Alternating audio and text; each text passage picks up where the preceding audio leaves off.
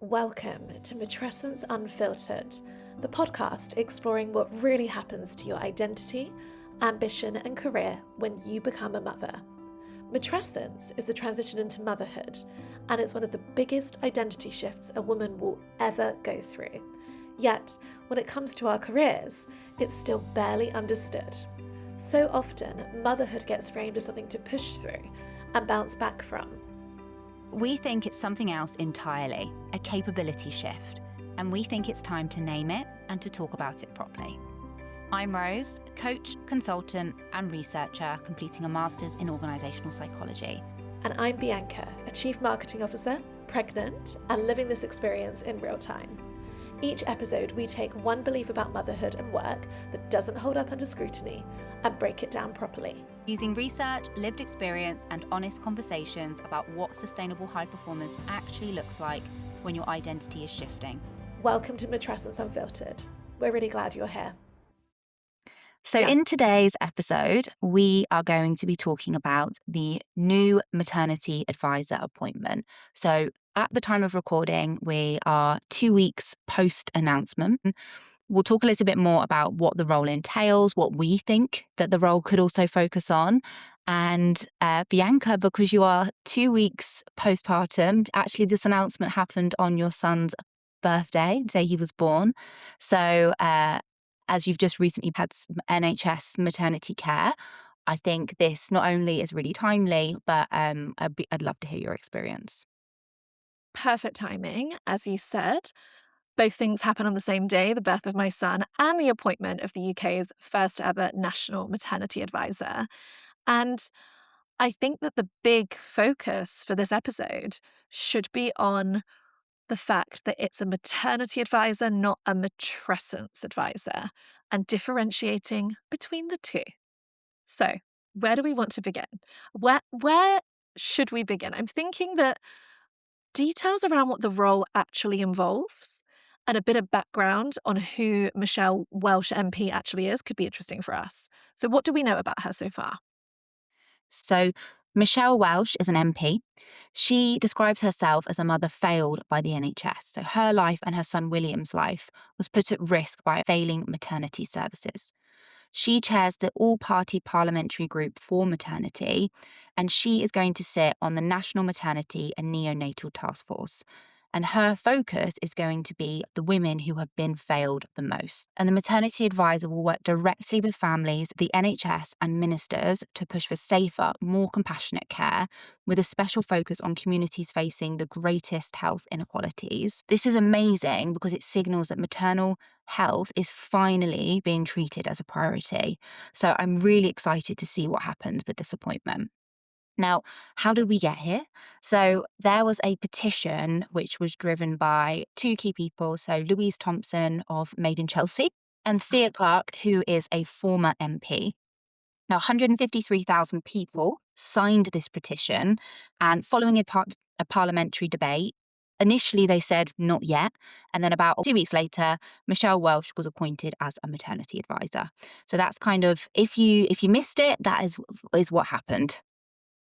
Well, thank you for the summary, as I was, as mentioned, a little bit busy on that day to keep up with the news. But I feel like this is a fantastic step forward in many ways. But I do wonder if the appointment itself is still too narrow for women. Now, has there been much announced or shared yet about what the role will cover? Does it feel very much the maternity services while you're under the care of the NHS? What about the overarching kind of postpartum period? What do we know so far? So actually, 2 weeks in, I was hoping we would have a little bit more information. Other than a couple of people publicly welcoming her and advocating for this service, actually nothing has been announced yet. This is a huge step forward. As I said, this is a real signal that maternal health is being prioritised. But no one's talking about what happens after birth. Nobody's talking about the identity shift that comes with matrescence, going back to work. So I think that is the gap, which we can get into. This is so pertinent to me right now. I gave birth just over 2 weeks ago. And thinking about the postpartum experience so far, it did feel a little bit like you give birth, you're in the hospital, you're discharged, and then you're set free completely to your own devices. It's not that I wanted to stay in hospital longer, but it did feel very sudden.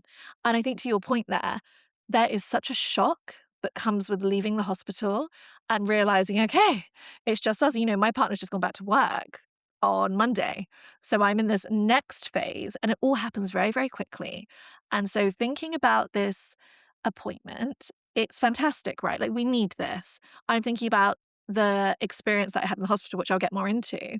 But I'm also thinking about how data shows that Black women in the UK, for example, are statistically 2.3 times more likely to die during pregnancy, childbirth, or the postpartum period. So we need this appointment, but it feels like it's just scratching the surface. And I can speak to the fact that the care that I've received has been a little bit disjointed, let's say. So, if we know that this role, this advisor, is going to be focusing on the full maternity journey, as someone who has just given birth 2 weeks ago, what are the top 2, 3 areas that you think we should be prioritizing? Such a big and great question. The experience still feels really raw, and I honestly feel that I'm still emotionally recovering. And that's a key point.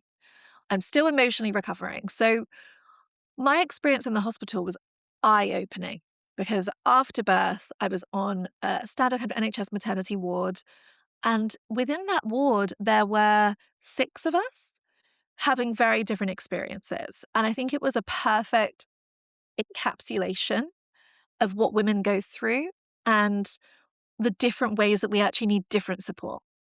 So, to the left of me, there was a woman on her own with her baby girl who was really struggling with feeding. And so, throughout the night, she was being given like little bottles of formula and helped and coached, I would say, through feeding, latching, and everything else. Opposite me, you had a couple that was super stressed out. The dad kept trying to shush this newborn baby, and it's like, I don't think shushing's gonna work, but they were kind of left completely to their own devices. And probably the most memorable, harrowing thing that I experienced in that overnight stay, and I did only stay for one night, but this will stay with me, I think, forever, was a woman who was screaming in pain. And she was screaming, "Please, you have to help me. Please just knock me out. I'm in so much pain. I'm in so much pain." And so it was this kind of microcosm of different experiences. The midwives are doing, and this is such an important point, the midwives are doing the absolute best they can in many instances. They are stretched, they are stressed, they keep their cool under a tremendous amount of pressure, but the resources aren't there. The support for them isn't there. So I am curious about this role, and I know this is a long-winded way of answering your question. I am curious whether this role is going to focus on their support too, because who cares about the carers? That just got me thinking. So overnight stay, as mentioned, it was pretty brutal to be on that ward. I mean, if you imagine you've just recovered and you're recovering from what's arguably the biggest physical trauma of your life on a busy maternity ward where you're being given white bread and butter, you're being checked in on for your vitals every few hours. But beyond that, if your baby's feeding okay and you're not bleeding too much and there's not a medical emergency, you are left to your own devices waiting to be discharged.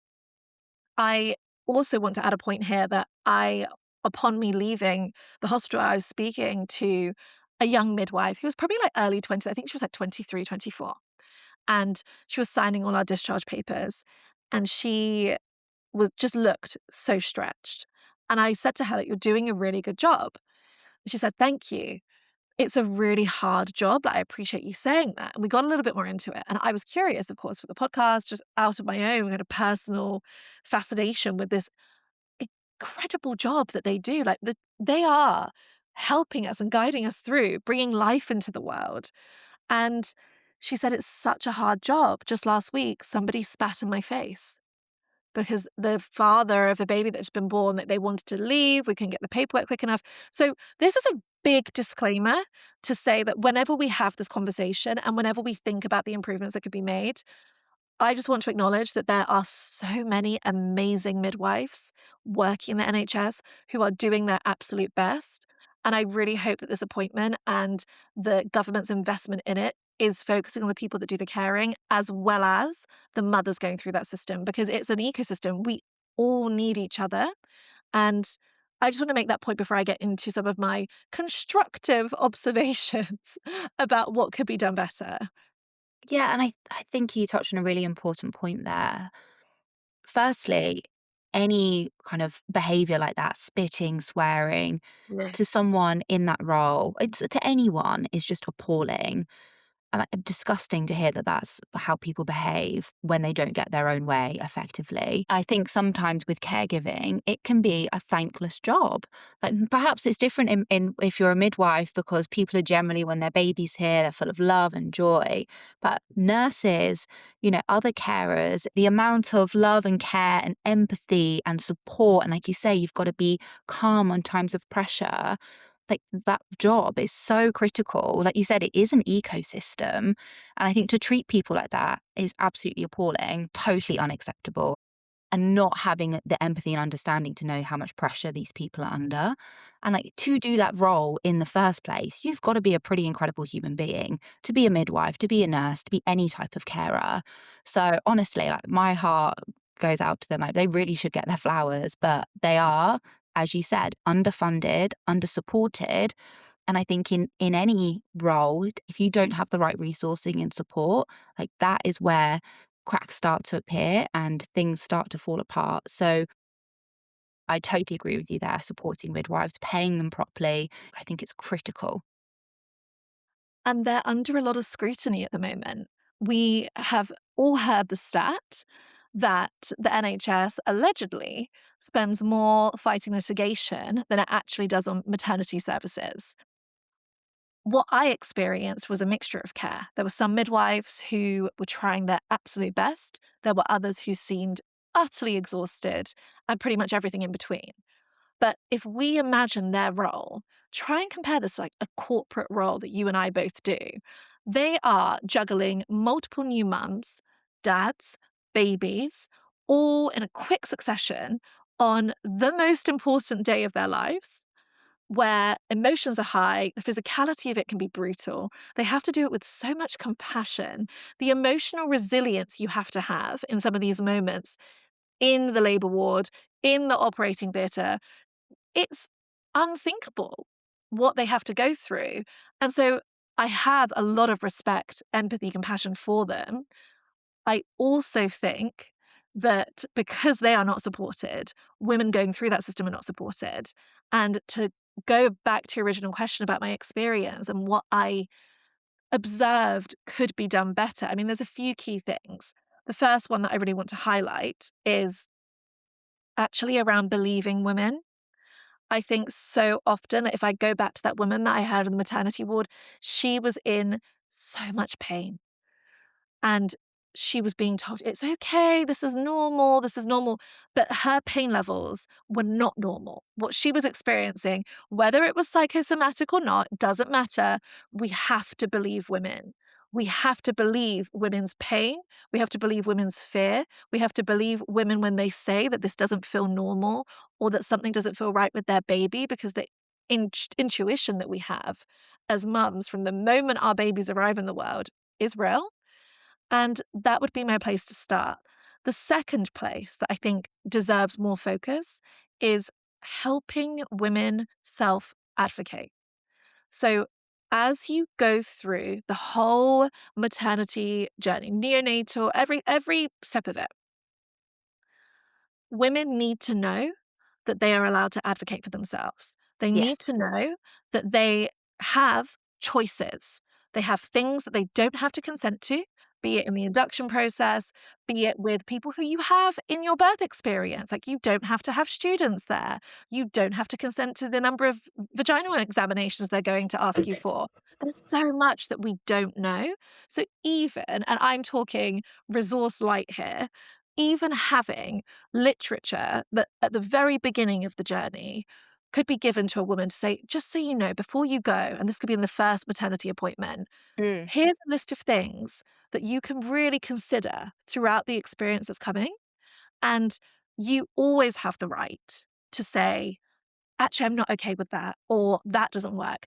We are so conditioned, I think, as people, as women, to really be almost subservient to authority. Doctors, the medical profession in general, it can turn many of us into this really kind of shy, like unable to speak for up for ourselves version of ourselves. And Mm. that's definitely been the case for me. So I think one of the biggest things that I've learned in this has been that advocacy piece. So helping women advocate for themselves. I think that I've said this in a previous episode, and I'll say it again because it's the biggest point for me. The mental health support, it cannot be a tick box exercise in the checkups. I think when you go through this, I I can't speak for every NHS trust, but certainly in mine, you're not seeing the same people every time. No. So you've got one midwife that I saw for like the first few appointments, then it changed to two midwives, then there was another one, varying degrees of care. The birth itself is a new set of midwives. The women on the ward, the midwives there, new set. The aftercare, you've got like your health visitors that come to the house. I have probably worked with and seen 15 different midwives in this Wow. process. So the idea that you're able to build rapport, to be able to answer really quickly how your mental health is and everything else is an unrealistic expectation. So Mm. I just hope and pray that as part of this appointment, we will have better separated and differentiated mental health structure for women. Not just check ins, how are you feeling, but questions that actually invite a woman to really, really think about that and sit with it. If you ask someone how they're feeling, chances are they're going to say, I'm fine. That is what we're conditioned to do. We don't want to be a burden. We're already exhausted. Those questions need a whole review. And when those questions are asked as well is key. So, a few big themes for me there to summarize. Definitely the self advocacy piece is huge. Definitely believing women in general and their pain and looking at mental health when it's checked in with and not just dropping off as quickly as we have. Like right now, I'm 2 weeks post giving birth, and I don't think I have another appointment or health visit coming now. I think Really? I don't think so until his like 6 to 7 week GP check in. They discharged me from like the aftercare. Yeah, on Sunday.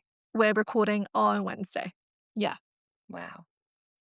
So a few themes there. So just going back to your point on the self advocacy, we've spoken about how critically important that is, not just in the maternity context, but in the context of work as well. And I think you're right around the, I guess, expectation or the following of the rules and trusting medical professionals, which obviously, of course, you should trust a medical professional, a doctor. But sometimes if you don't know the full options, you don't have the full context, you might have made a different decision if you understood things better. And I know, so I've got friends and family who live in the US, and I was talking to one of them, maybe it was last year. She was saying how she loves giving birth. She's like, I go to the hospital, I get all my drugs, I wait for everything to happen, and my baby's born. It's amazing. She's got two sons. And I was like, oh no, that's not how it works in the UK. In the UK, you almost have to get to, like you were saying, you have to prove you are at a certain level of pain in order to be eligible for an epidural or, whatever pain, medication you might need. And often if you want an epidural at the beginning and going into it you want it, they won't give it to you. And sometimes your contractions are happening so frequently that you're not able to sit still enough for the needle to go in. So you're not able to have that as a pain relief choice. And I think that is something that, you trust the doctor to put it in when it's right. And I know people in the UK who haven't been able to have the pain relief that they wanted because it wasn't the right time. It was too late, even though they've been asking for it all along. And I think that the combination of like the self-advocacy, women being able to speak up and ask for it themselves and say like, no, this is something I want. I know I can have it at this point. And then the care, doctors, nurses, midwives, whoever is involved saying, okay, this woman is telling me she's in pain, she would like an epidural. Let's do it now. I'm just using epidural as an example, but let's do it now before it goes too far and we can't give her this option anymore. So I think that's really important. And I hope that that is reviewed and looked at. And I know the system in the US is different because it's a billing system. Of course, they're going to give you as many drugs as they can possibly charge you for. It's a completely different setup. But I do think the fact that you can go in, you can choose what you want and you can have it in good time and not feel pressured and not, feel like your clock is running out against you changes the entire experience of your birth. So, yeah, I just wanted to share that because I think that is really important. So I know that Theo Clarke has done some really important research on birth trauma. And as part of her birth trauma report, it shows that about 4 to 5% of women develop post traumatic stress disorder, PTSD, after giving birth, which actually is equivalent to approximately 25,000 to 30,000 women every year. Wow. That is significant. And the aftercare for that will not be up to standard, definitely not. But I think that we're starting to have these inquiries. We're starting to have good conversations about it, which feels like a step forward. But I really do believe that something as simple as when you start this process, these are your rights. One doctor said to me, if you choose to have an elective cesarean, just so you know, up until like the medication being put in you, you can say, you know what, I don't want to go ahead. I would never have known that. It's complete luck of the draw. And Mm. when you enter the system, it is luck of the draw who you're going to get. And if you're listening to this and you're pregnant, I just want you to go in there knowing that you have rights, that you have a voice. Yes, it feels awkward sometimes to question a doctor or to challenge what a midwife's saying, or to put your hand up and say, I'm actually still really in pain, or that doesn't feel quite right for me. Could you explain that again? And honestly, my suggestion is to actually practice some of the sentences. So Mm. practice asking small questions first. As with anything in life, how do you build your confidence? You do it really incrementally. So asking in your first midwife appointment, any other questions, challenge yourself to have another question. Even if you're kind of sure, get her opinion. Get their opinion. Then, as you continue, just say to yourself, every single appointment, I am going to advocate for myself and for my baby. And if you can't do it for yourself, do it for your baby. Feel like you can, because nobody else will. As I say, there's not one midwife holding your hand through the whole process. So we have to do that, unfortunately, for ourselves. But if we can bring in more knowledge of our rights, I think it's key. I think that the point about what happens afterwards, I just hope it gets looked at because it has felt a little bit like being thrown into the void and figuring it out as we go along. ChatGPT should not be our first port of call for questions. ChatGPT, as I saw in a campaign that Peanut did recently, has never given birth. But Mm-mm. why does it feel so much easier and more accessible to go there than to actually call the phone numbers that are provided to us? Because again, we don't want to inconvenience anyone and we know how stretched the services are. So there is a big point there around building your confidence, I think. Yeah, and I think as well, like you said, this conversation around the maternity advisor, and this is what I'd love to get into a bit more next, is it's Yes. talking about maternity care, which is so important. Safe births matter. Looking after women's mental health when they're going through childbirth matters. It's really, really important work, and I don't want to take anything away from that. But the conversation essentially stops at the hospital door. Nobody is talking about what happens to women psychologically when they become mothers. Matrescence is not mentioned once when we're talking about this maternity advisor. So that is something I would love to see in the maternity journey that they're mapping out. Those changes that happen from before you give birth, before you even get pregnant, all the way through to, after birth, getting back into work, that whole journey. Effectively, what I'm saying here is the maternity journey shouldn't just start at conception and finish at birth. It needs to take into context matrescence, the identity shift that comes with that, the psychological changes that happen when that comes with that. It's so important to think about what happens after. 2 weeks ago, when I left the hospital with my son as a first time mum, released into this entirely new world, I felt like I had landed on a different planet. I had no directions. I had no idea of how things work in this new world, this new planet. And I've had to find my footing and my gravity a little bit more each day. Some days are easier than others. We talk so much about the baby and we don't talk about the mother. It's like that great quote that I saw the other day, like, hold the mother, not the baby. Everybody wants to hold the baby. Who is holding us in this? Who's holding us? The exactly as you say, the part afterwards is by far the longest part of this process. The part when our babies are with us, that is where the real shifts begin. I'm living it. Postpartum is a total minefield. There's so much information online. There's so little actually being provided to us. And it does feel a little bit like, oh, good news, you can be discharged. You can go home. But home is not the home that you left. Home is totally different. You're learning everything from scratch. And I would love, as you say, for the check-ins to be aligned with what the research shows us when women need to have these check-ins. We know that these changes are going on for up to 2 years beyond. What message does it send to women that, oh, your check-ins are done, when we are just at the very beginning of navigating this? To me, that sends a message that you should be coping. You're good. Next. When I'm just at the beginning of this, sleep deprivation really starts to kick in at this point, the 2-week, 3-week mark, where you start to realize this is my new reality.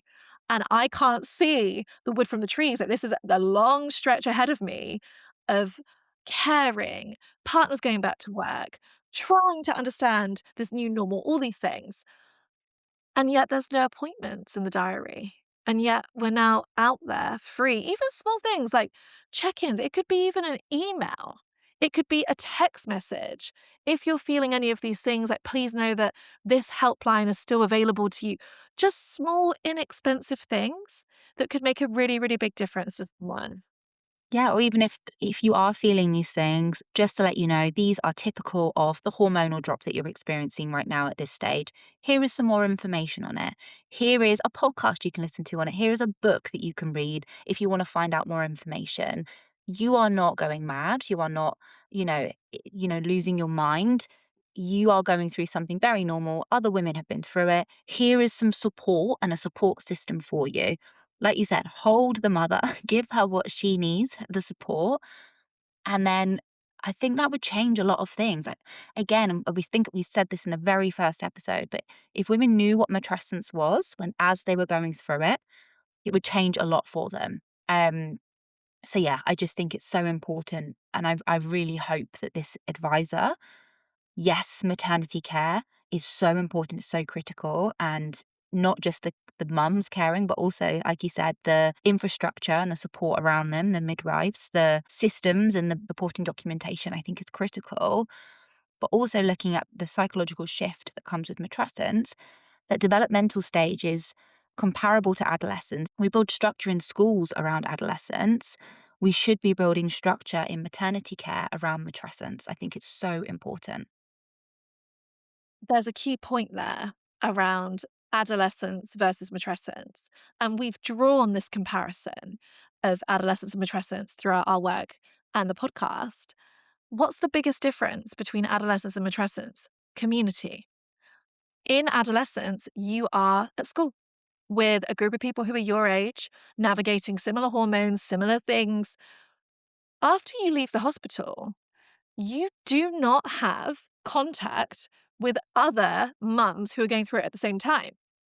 So, just throwing out an idea here, all those mums that were on the ward with me who had babies on the same day or the day before, why can't there be some kind of connection between us? It could be as simple as going round, this is really the marketer in me talking, but saying to each of them, we're actually doing a WhatsApp group for mums who have given birth this week. You can opt in here and we'll get it set up. Over to you. Like, it's not NHS moderated, just so you know, but it is a support system that we're offering to try and connect you all. I would love that. Instead, as we've talked about with building the patchwork village, we have to go out on apps like Peanut or finding like local coffee groups and everything else. It's really hard to get out with a tiny baby. It's like a military operation. So just having like on my phone the ability to talk to some of those other mums who, okay, we're now like 2 weeks and 3 days. How are you doing? How are you feeling? Would make such a difference. We're all there anyway. I, in my recovery, wasn't able to go around and get everyone's details, but I definitely did have the thought like, we should all be connecting and talking. Why aren't we doing this? So again, it's not something that the NHS has to facilitate, but we're there. Why can't we connect those dots more between people? Just an idea that came to me as we're talking, because I feel like there's so much that can be done inexpensively to really help us. I totally agree with you. And I know the answer from an NHS perspective is going to be red tape, GDPR, can't share people's details. So, I would love that. And if there is some sort of community or app or something that could be used to support it, I think that would be a game changer. But I think also, like you said, that is where apps like Peanut are so incredibly helpful. You might not find a mum with the exact same delivery date as you, but you're likely to find someone in your area who you can connect to. I've heard wild stories. My friend who lives in Australia was having a drink with her friend and said, "Oh, do you mind if my new friend, can she join us? I've just met her on Peanut." She said, "Yeah, of course." She turns up. Turns out that my friend who lives in Australia went to school with this other girl. She was in the year below her at the same school. And she didn't meet her through Peanut, but she met her friend through Peanut. It's such a small world. But then they've got children the same age, and they've all moved to a new country. And I think particularly in that instance, it's like such an amazing support system. It is. And those community connections are lifelines for us. And again, even giving those resources to us as we get discharged, I'm now just really picturing all of the materials that we could be given, the advocacy piece at the beginning. I feel like I'm designing a whole onboarding journey. Can you tell that I'm on maternity leave? I'm like, okay. So, the beginning of the journey, we need the self-advocacy piece. Then we need to talk about like what rights we have. Then as we actually get discharged after giving birth, yes, talking about apps like Peanut, talking about this community infrastructure exists for you. You're discharged, but this is just the beginning of your journey. And I love your suggestion, to go back to it, of texts or emails that can be automated to say, this is normal, this isn't. This is where, because when you have your health visitors that come to the house, they do say things like, if you're not experiencing any joy, that's something to flag. But you are so removed from the version of yourself that was. You don't even have the same version of joy anymore. Like, it's Yeah, really hard. you can't even calibrate because it's so far off. And I think the care, looking at this maternity advisor, if we could have more of a matrescence advisory focus, has to look at, okay, when a child is born, a mother is born. So we have to factor in that any woman going through this, when she's being discharged, she's not only getting to know her baby, she's getting to know herself.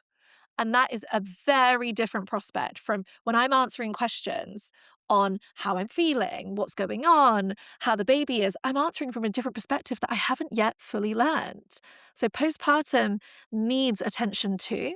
I think that there's more community infrastructure we can build for sure.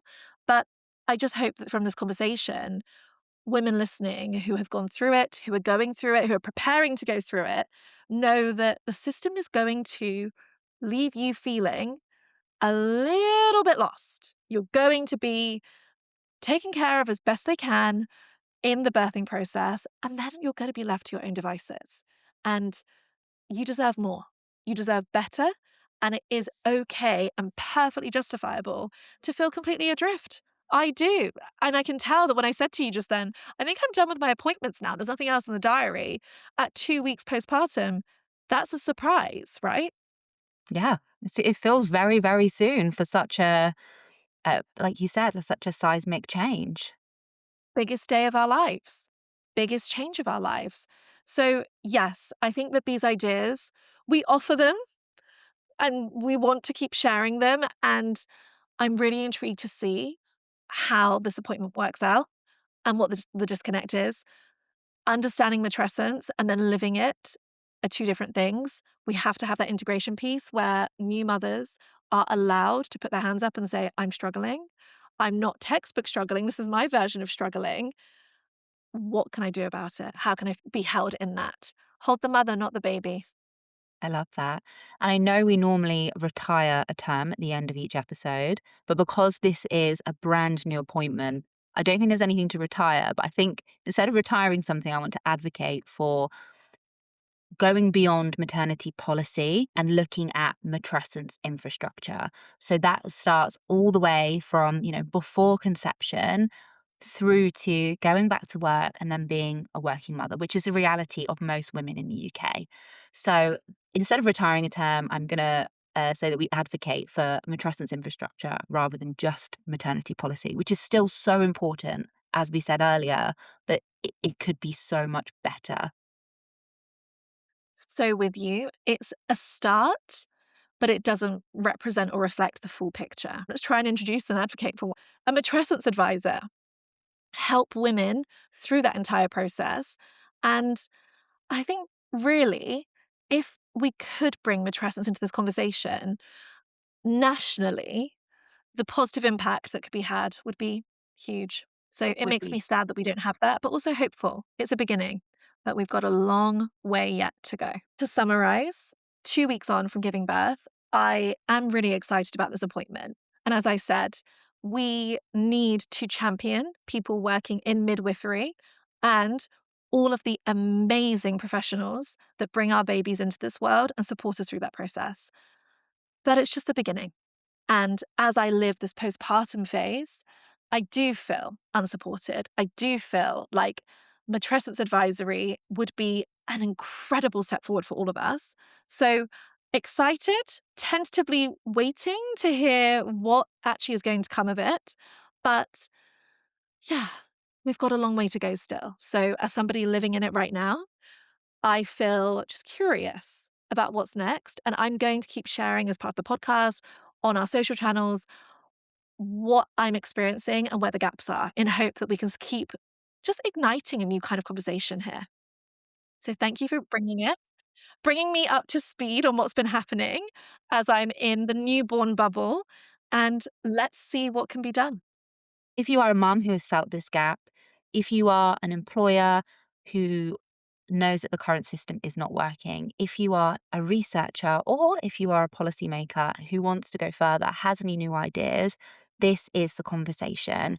We would love to hear your ideas. I think it's great to share them. And who knows, they might even reach Michelle herself. Thank you all for joining us today. If you've taken something from this episode, we'd be so grateful if you shared it with a friend. We'd also love to hear from you. Find us on Instagram, TikTok, and LinkedIn. And please share your questions, comments, and experiences. This is a conversation we want to build together. Until next time.